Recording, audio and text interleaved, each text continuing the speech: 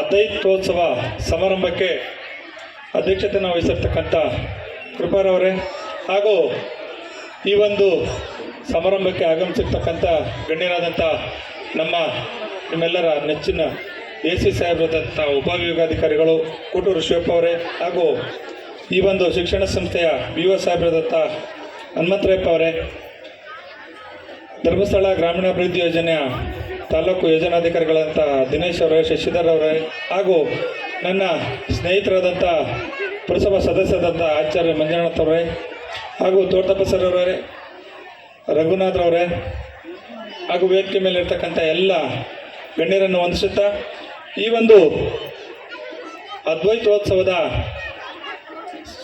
ಕಾರ್ಯಕ್ರಮವನ್ನು ವೀಕ್ಷಿಸಲಿಕ್ಕೆ ಬಂದಿರತಕ್ಕಂಥ ಮತ್ತು ನೃತ್ಯ ಮಾಡೋಕ್ಕೆ ಬಂದಿರತಕ್ಕಂಥ ಮಕ್ಕಳು ಹಾಗೂ ಪೋಷಕರು ಹಾಗೂ ಮಾಧ್ಯಮ ಮಿತ್ರರು ಹಾಗೂ ಆರಕ್ಷಕ ಸಿಬ್ಬಂದಿಯವರು ಎಲ್ರಿಗೂ ಈ ಒಂದು ಕಾರ್ಯಕ್ರಮಕ್ಕೆ ಸ್ವಾಗತ ಕೋರ್ತಾ ಈ ಒಂದು ಸ್ನೇಹ ಎಜುಕೇಷನಲ್ ಆ್ಯಂಡ್ ಚಾರಿಟಬಲ್ ಟ್ರಸ್ಟ್ ಇದರ ಅಡಿಯಲ್ಲಿ ನಡ್ತಾ ಇರ್ತಕ್ಕಂಥ ಈ ಒಂದು ಶ್ರೀ ಅದ್ವೈತ್ ಇಂಗ್ಲಿಷ್ ಶಾಲೆಯ ಬೋಧಕೇತರ ಶಿಕ್ಷಣ ಸಂಸ್ಥೆ ಎಲ್ಲ ಒಂದು ನಮ್ಮ ಅದ್ವೈತ ಶಿಕ್ಷಕರಿಗೂ ಒಂದು ಸ್ವಾಗತ ಕೋರ್ತಾ ಈ ಒಂದು ಸಮಾರಂಭದಲ್ಲಿ ನಾನು ಒಂದೆರಡು ಮಾತಾಡೋಕ್ಕೆ ನಿಮ್ಮಲ್ಲಿ ಒಂದು ಸಮಯ ಕೇಳ್ತೀನಿ. ಯಾಕಂದರೆ ಈ ಒಂದು ಶಿಕ್ಷಣ ಭಾಳ ಅಂಬೆಗಾಲಿಟ್ಕೊಂಡು ಅಂದರೆ ಕೊರೋನಾ ಸಂದರ್ಭದಲ್ಲಿ ಈ ಒಂದು ಶಾಲೆ ಪ್ರಾರಂಭಗೊಂಡು 3 ವರ್ಷ ಯಾವುದೇ ಒಂದು ಅಡ್ಮಿಷನ್ಸು ಇಲ್ದಂಗೆ ಅಂಬೆಗಾಲಿಡ್ತಾ ಕುಂಟುತ್ತಾ ಬಂದು ಇವತ್ತು ಒಂದು ಶಾಲೆ ತಿರುಗಿ ನೋಡೋ ಅಂಥ ಒಂದು ಸಂಸ್ಥೆಯಾಗಿ ನಿಲ್ತಾ ಇದೆ. ಈ ಒಂದು ಸಮಾರಂಭ ನಮ್ಮ ಪೋಷಕರು ಈ ಒಂದು ಶಾಲೆಯಲ್ಲಿ ನುರಿತ ಶಿಕ್ಷಕರ ಒಂದು ತರಬೇತಿ ಇರೋದ್ರಿಂದ ಭಾಳಷ್ಟು ಜನ ಶಿಕ್ಷಕರು ಮತ್ತು ಪೋಷಕರ ನಡುವೆ ಯಾವುದೋ ಒಂದು ನಂಟು ಇರೋದ್ರಿಂದ ಈ ಒಂದು ಮಟ್ಟಕ್ಕೆ ಇವತ್ತು ನಾವು ಈ ಶಾಲೆಯನ್ನು ಕೊಂಡೊಯ್ಯೋದಕ್ಕೆ ಒಂದು ಸಾಧ್ಯವಾಗಿದೆ. ಆದ್ದರಿಂದ ಮುಂದಿನ ದಿನಗಳಲ್ಲಿ ಇನ್ನೂ ಹೆಚ್ಚು ಪೋಷಕರು ತಮ್ಮ ಮಕ್ಕಳನ್ನು ಈ ಒಂದು ಶಾಲೆಗೆ ಸೇರಿಸೋದ್ರ ಮುಖಾಂತರ ಈ ಒಂದು ಸಂಸ್ಥೆಯ ಏಳಿಗೆಯನ್ನು ಮಾಡಬೇಕು ಅಂತೇಳಿ ಕೇಳ್ಕೊಳ್ತೀನಿ.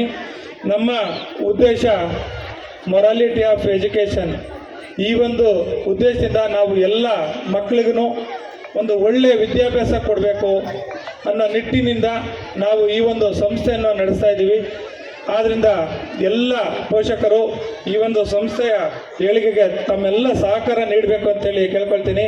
ಹಾಗೂ ಮುಖ್ಯವಾಗಿ ಒಂದು ಸಂದೇಶವನ್ನು ಹೇಳೋಕ್ಕೆ ಇಷ್ಟಪಡ್ತೀನಿ.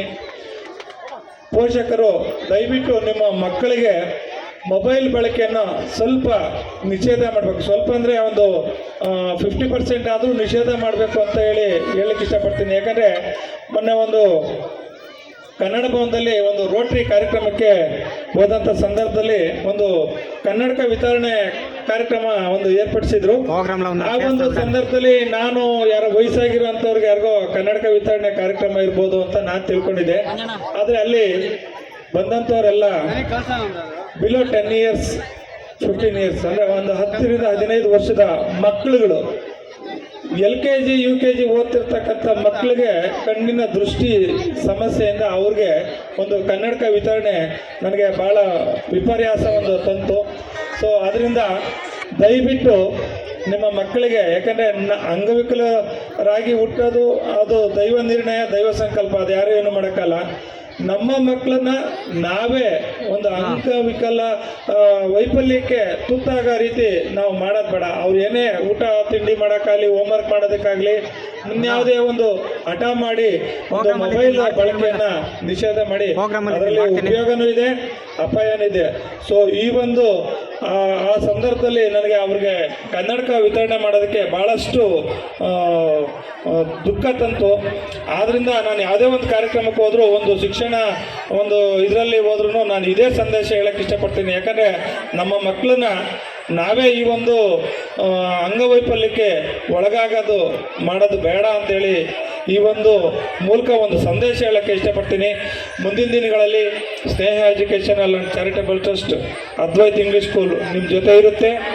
ಸೊ ನೀವು ಪೋಷಕರು ದಯವಿಟ್ಟು ಎಲ್ಲರೂ ಈ ಒಂದು ಸಂಸ್ಥೆಯನ್ನು ಮುಂದುವರ್ಸೋದಕ್ಕೆ ಒಂದು ಉನ್ನತ ಸ್ಥಾನಕ್ಕೆ ತಗೊಂಡೋಗೋದಕ್ಕೆ ನಿಮ್ಮೆಲ್ಲರ ಸಹಕಾರ ಕೋರ್ತಾ ನನ್ನ ಮಾತು ಮುಗಿಸ್ತೀನಿ. ಜೈ ಹಿಂದ್, ಜೈ ಕರ್ನಾಟಕ.